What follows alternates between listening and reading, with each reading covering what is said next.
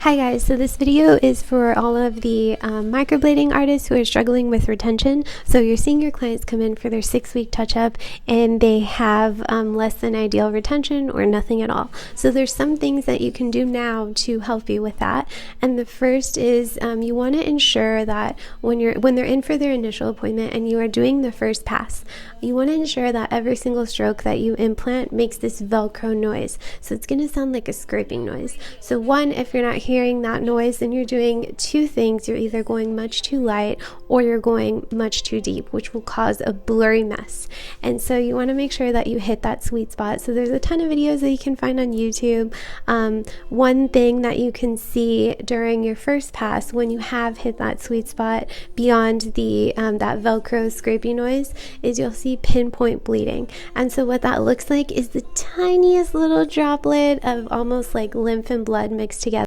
So are there any droplets falling from the strokes? No. What it looks like is it kind of just seeps through the strokes, and it's just like a watery like little droplet of blood on, and it won't be on every single stroke, but you should see that throughout. That's saying that you're hitting the same pressure with every single stroke. So you should see like just a few strokes that have that pinpoint bleeding. Now, I really hope that you're numbing your clients, and if you are, that's kind of restricting blood flow in that area.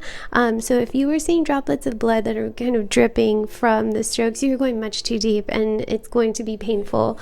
And so just make sure you're not doing that, but ensuring that you are hitting proper depth is key in getting those healed results that you want. Also getting those crisp results, because it's one thing to get a big blurry mess, but microblading is meant to look natural. It's meant to look like hair strokes, and so you just want to make sure you're hitting that perfect sweet spot.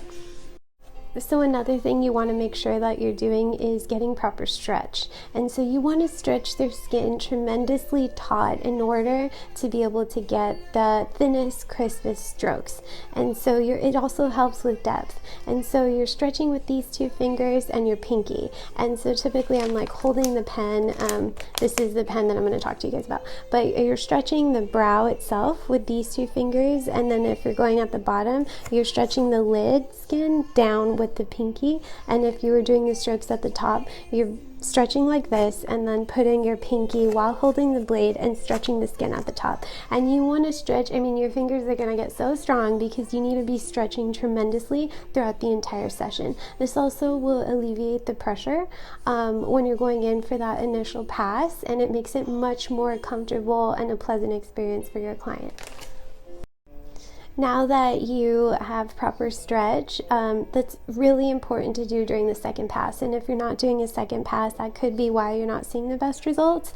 I found that the second pass is really key in getting the crispest healed results. And so what the second pass is you've gone through the initial pass and you've built the skeleton. Now you're going back into each and every one of those strokes and just making the V a little deeper, if you can imagine that. So this is the first pass, and then when you go in for the second, you're just going a little deeper, widening that up a tiny bit, but you're also inserting additional strokes in between that skeleton pass, right? So making it look more full and more like hair. And so you want to make sure, if you need to go in for a third pass to go over those additional strokes that you implanted, do that, but make sure you do not deviate from the previous stroke whatsoever, not even a little bit. It's called a double stroke, and that'll lead to blurred results. And the second pass is honestly probably one of the most challenging things to master, because you need to, and I mean honestly, stretch is key here, but you need to stay within the exact same stroke.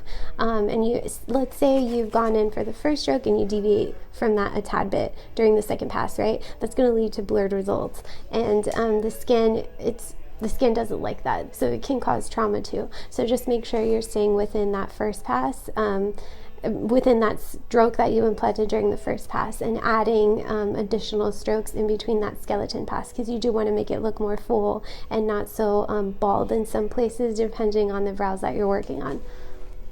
Now this is huge, and it's something I learned later on in my career, so learn from my mistakes, but we want to keep scabbing at a minimum throughout the healing process, right? And so a way for you to achieve that is to have your clients start cleansing their brows immediately after their appointment. So what I have my clients doing and when I see the best results is I have them dabbing their brows every 2 to 3 hours for the first 48 hours, except when they're sleeping. And so they're just walking around dabbing their brows, not allowing that lymph and plasma to build up and create a scab, because that's what their body wants to do. Now, for the first 7 to 10 days, I have them cleansing their brows at night and in the morning. Ask them to use a hand soap, an antibacterial one, something like Dial, something that doesn't have a lot of additives, and absolutely no cleansers with any anti-aging products, because that can fade the brows.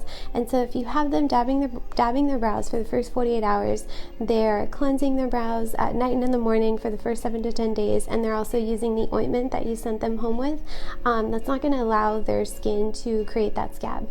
And so the less scabbing they have, the better pigment retention, right? So just make sure you're instructing your clients to do that, and you're going to notice right away that they're going to come in with much more pigment retention.